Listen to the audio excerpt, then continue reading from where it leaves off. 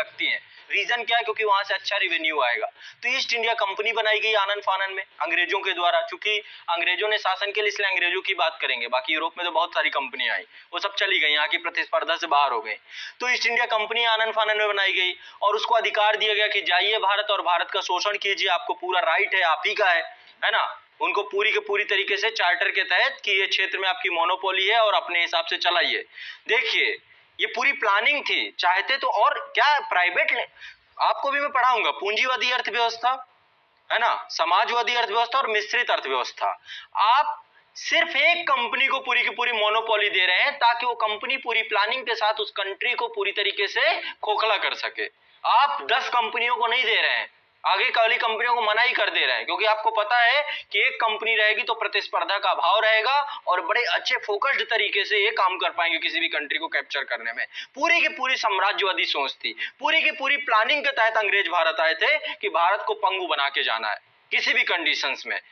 उनके ऊपर चोंगा दूसरा और था, चोंगा और पहने हुए थे कि हम श्वेत व्हाइट मैन वर्डन की पॉलिसी लेकर आए थे कि हम श्वेत व्यक्ति हैं, हमारे ऊपर भार है आप लोगों का, हम आपको सभ्य बनाने हैं, आप लोग असभ्य लोग बैठे हुए हो, तो मेरा अब आपको कर्तव्य है कि मैं आपको सभ्य बना दूं। तो व्हाइट मैन वर्डन की पॉलिसी, दूसरा दुनिया भर की चीजें उन्होंने अपने उपनिवेशवादी इतिहासकारों ने दिया है, जिसके बारे में कोई इंपॉर्टेंस रोल नहीं अदा करता। तो सबसे इंपॉर्टेंट चीज आर्थिक और नई राजनीतिक और आर्थिक व्यवस्था अंग्रेज लेकर आए। ठीक है, समझ में आ रही है ना सारी चीजें? ऐसा नहीं कि मैं ही समझ रहा हूं, नहीं ना, हाँ समझते जाइएगा और बीच बीच में थोड़ा सा गहरी लंबी सांस लेते जाना जहां पे दिमाग थके, क्योंकि वो थक नहीं रहा, ऑक्सीजन की कमी हो रही है। ठीक है, तो इस कारण से थकान आती है, तो गहरी लंबी सांस लेनी है। ठीक है, चलिए। तो अंग्रेज मूल रूप से भारत में व्यापारी बनकर दौलत के रूप में आए थे, दौलत लेने के लिए आए थे, मोह में आए थे। 18वीं सदी में इंग्लैंड में इंडस्ट्रियल रेवोल्यूशन हुआ, औद्योगिक क्रांति हुई। ठीक है, और औद्योगिक क्रांति के लिए आवश्यक था कि उनको कच्चा माल जरूर मिले, नहीं तो उनकी फैक्ट्री चलेंगी कैसे। ठीक है, तो औद्योगिक क्रांति के लिए, जब औद्योगिक क्रांति यहाँ पर प्रारंभ हुई वहां पर, तो उनको चाहिए था कच्चा माल। ठीक है, और वहां की जो फैक्ट्रियां लगी हुई थी बड़ी बड़ी, उन फैक्ट्रियों में क्या हो, माल बने और उसको बनने के बाद वहीं सड़ता ना रहे, उसके लिए बाजार चाहिए था उनको। तो उन्होंने ये पॉलिसी अपनाई कि ऐसा करते हैं, बहुत सारे देशों को कैप्चर करते हैं और कैप्चर करने के बाद वहां का पॉलिटिकल सिस्टम अपने हाथ में लेते हैं और वहां से कच्चा माल लेंगे और वहीं पर बेचेंगे, तो बाजार भी मिल जाएगा और कच्चे माल का रिसोर्स मिल जाएगा। ये प्लानिंग भारत के साथ भी की गई और भारत को महज कुछ नहीं किया गया, सिर्फ और सिर्फ कच्चे माल का निर्यातक बना दिया गया और बने हुए माल का आयातक बना दिया गया। यानी कि यहां से हम एक्सपोर्ट करते थे कच्चा माल, चाहते थे तो रॉ मटेरियल नहीं बन सकता था।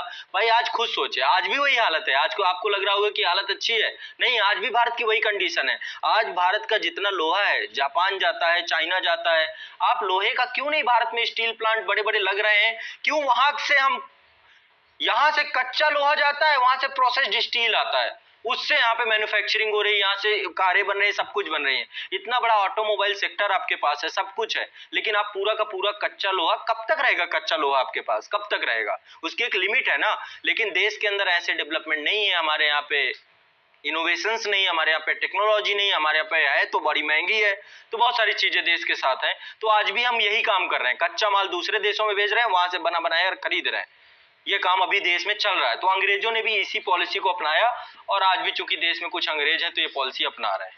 तो अभी भी 18वीं शताब्दी में ये कहानी शुरू हुई इंडस्ट्रियल रेवोल्यूशन के परिणाम स्वरूप, उसका एक समझ सकते हैं कि बहुत बड़ा इफेक्ट है।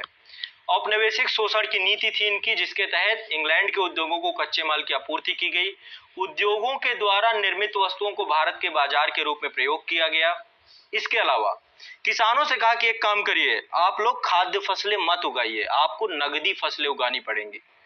ठीक है, पहला काम इन्होंने ये किया कि भारत को कच्चे माल का एक्सपोर्टर बना दिया। ठीक है, दूसरा काम किया कि किसानों को खाद्य फसलों की जगह नगदी फसलों की खेती करने के लिए प्रोत्साहित किया, अनिवार्य कर दिया। तीन कठिया प्रथा जैसी प्रथाएं लगी थी, किसान बेबस था, चाहता है हुए भी कुछ नहीं कर सकता था। तो किसानों को खाद्य फसलों की जगह नगदी फसल, जिसके कारण से हुआ क्या, जिसके कारण से भारत में बारंबारता के तौर पे अकाल आए। जब भी फेमाइन आता था खाद्य सुरक्षा थी ही नहीं, लोग एक साथ निपट जाते थे। हमने कभी भी बफर स्टॉक बनाया ही नहीं, बनाया तो रखा नहीं, तो बहुत सारी चीजें हैं उसको लेकर के। तो किसानों को खाद्य सुरक्षा की जगह नगदी फसलों की खेती होती थी।